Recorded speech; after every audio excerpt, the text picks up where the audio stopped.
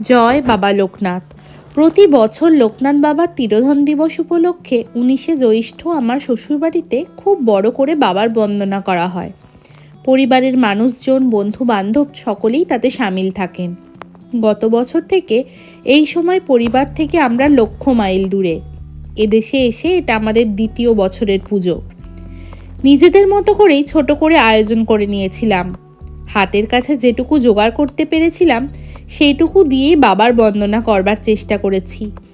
আমার শ্বশুরবাড়িতে বাবাকে ভোগ নিবেদন করার একটা রীতি রয়েছে, আর সেখান থেকেই আমরা এদেশে এসে খুবই ছোট করে হলেও সেই নিয়ম অনুযায়ী বাবার জন্য ভোগ রান্না করেছিলাম ভোর থেকে উঠে। বাবার ভোগের জন্য আমরা বানিয়েছিলাম পোলাও, তার সাথে 5 রকমের ভাজা, আলু ভাজা, বেগুন ভাজা, ভিন্ডি ভাজা, ফুলকপি ভাজা আর বড়ি ভাজা। সাথে করেছিলাম লুচি, আলুর দম, মটর পনির আর পায়েস। নিজের হাতে একটু মিষ্টিও বানিয়েছিলাম। নানা রকম ফলের সঙ্গে বাবার সবথেকে পছন্দের জিনিস মাখন মিষ্টি নিবেদন করেছিলাম।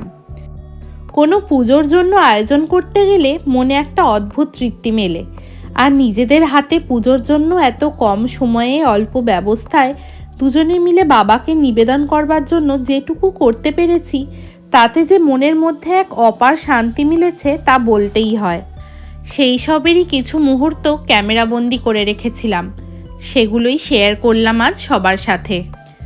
বাবা সকলের মঙ্গল করুন। সবাই ভালো থাকো, সুস্থ থাকো। জয় বাবা লোকনাথ।